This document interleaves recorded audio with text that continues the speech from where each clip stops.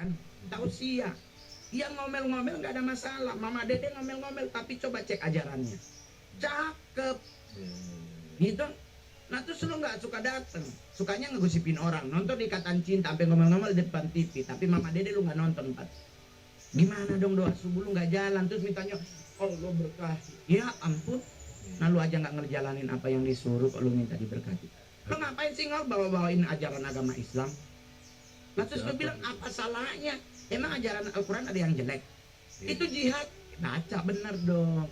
Jangan dengar orang yang khotibnya yang ngajarin ribut, dengar yang bawa cinta damai. Karena Nabi Muhammad nggak pernah berantem. Lu orang Islam, orang Padang, emang ketemu di Al-Quran Nabi Muhammad ngajak ribut orang? Nggak ada, orang dia selalu cinta damai. Jihad kan kepada maksiat. Belum tahu bagaimana ajaran Mamat itu. Lu percaya kalau ada laki-laki umur 53 tahun menikahi wanita umur 6 tahun lalu tiduri umur 9 tahun? Itu keren. Woi, ongol-ongol, lu mah tobat ongol-ongol. Sekali lagi kamu seperti itu, berarti kamu menghina keyakinan saya. Kamu angkat-angkat, kamu junjung tinggi, kamu bilang keren. Ikut aja mereka, ikut merusak, ikut mengacaukan, kamu ongol-ongol, ikut merendahkan derajat para orang-orang yang percaya kepada Kristus. Ya, memang saya jarang menanggapi kayak begini. Sebenarnya saya nggak peduli, tapi ongol-ongol itu sudah keterlaluan. Karena dia ini figur dan dia membawa nama Yesus dan diundang gereja-gereja, diundang oleh gereja-gereja karena lucu. Ngomongnya kemana, kamu cukup jadi pelawak saja, jangan bicara di gereja. Ongol-ongol.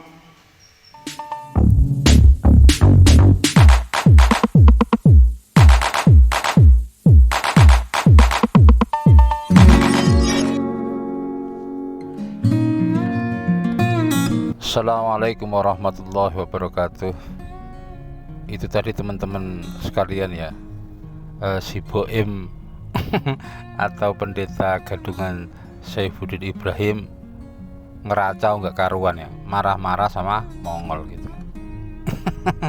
Karena memang Mongol dalam berbagai kesempatan, entah dalam momen ketika dia stand up comedy ataupun ketika dia menjadi tamu dalam sebuah podcast atau wawancara begitu, kerap kali mengeluarkan pujian terhadap Islam.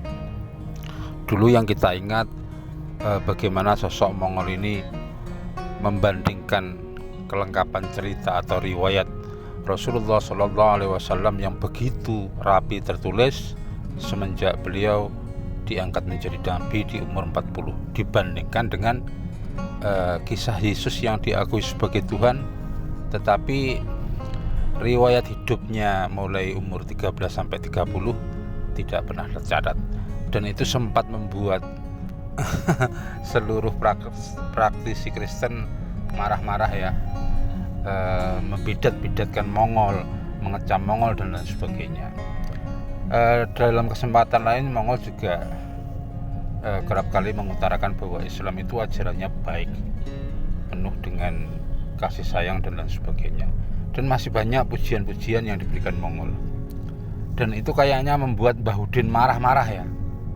Marah-marah nggak karuan, membodoh-bodohkan Mongol, kemudian nyuruh Mongol untuk jadi pelawak aja.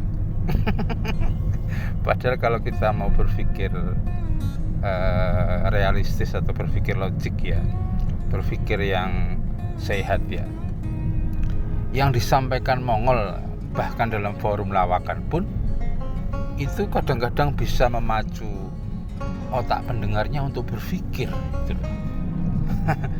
Contohnya saat dia mengatakan, Tuhanku kok kayak teh celup, Tuhan di agamaku naik turun begitu. Itu autokritik Mongol terhadap ajaran agamanya. Itu seolah candaan, tetapi sebenarnya memacu logika kita untuk berpikir sesuatu itu yang lebih benar dan rasional begitu. Jadi intinya lawakan Mongol itu kadang-kadang membuat orang berpikir waras, berpikir logik. Berbanding terbalik dengan Bahudin ya, ceramahnya justru menjadi lawakan gitu. Terbukti ya, hampir setahun lebih berbusa-busa menghujat Islam, menuntut agar 300 ayat dalam Al-Quran dihapuskan, bukannya menjadikan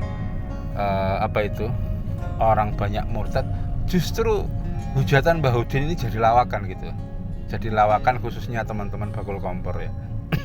Jadi Bahudin lelah menghujat, teman-teman bakul kompor lelah ketawa gitu. Jadi berbanding terbalik ya teman-teman sekalian.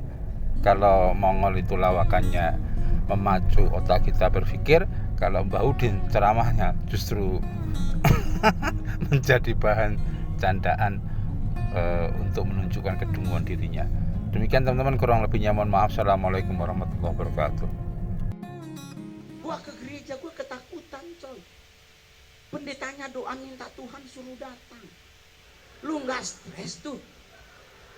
Tapi gua doa dengan Tuhan, Tuhan hadirlah di tempat ini. Ih goblok dipanggil.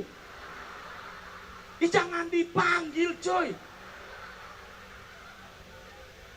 Gua boleh jujur sama lu, Tuhan itu Tuhan bukan teh celup naik turun naik. Jangan begitu dong. Serius loh. Agama Kristen bilang loh di Alkitab, kalau Tuhan datangkan kiamat dipanggil. Agama Islam juga ngomong Isa Al-Masih datang selesai kita manggil. Ngeselin loh coy. Jadi gue kalau jujur, gue kalau ke gereja hari Minggu dengar pendeta doa Tuhan hadirlah di tempat ini, gue pulang goblok nakut-nakutin. Iya. Di Alkitab Yesus hanya muncul sampai usia 13 tahun. Setelah itu dia muncul lagi di usia 29 ke 30 tahun. Ada usia yang dia tidak terdata di Alkitab. Alkitab hanya menjelaskan Matius 1, 2, dan 3. Yesus terakhir di bait Allah bersama ibu dan ayahnya dengan ahli Farisi. Setelah itu hilang. Masuk Matius 4, Yesus di padang gurun. Otomatis usia 14 sampai 28 tahun tidak terdetek Yesus kemana. Yesus hilang 14 tahun. Kalau Nabi Muhammad 40 tahun dia mendapatkan hidayah menjadi seorang nabi dengan munculnya Quran, didampingi oleh Siti Khadijah sebagai sponsorship pelayanannya Nabi mensiarkan agama Islam. Cakep Kan orang Islam gimana sih lo biar kita nggak terpapar dengan aliran sesat? Gampang, rajin tadarusan solusinya. Lu mau sholat Jumat juga boleh, tapi kan kadang-kadang lu datangnya udah mau khotibnya udah mau selesai khotib. Lu kok ngerti tadarusan sih? Lah karena gue tahu mas, karena tadarusan itu adalah momen lu baca Al-Quran, ngatamin Al-Quran dengan sendirian.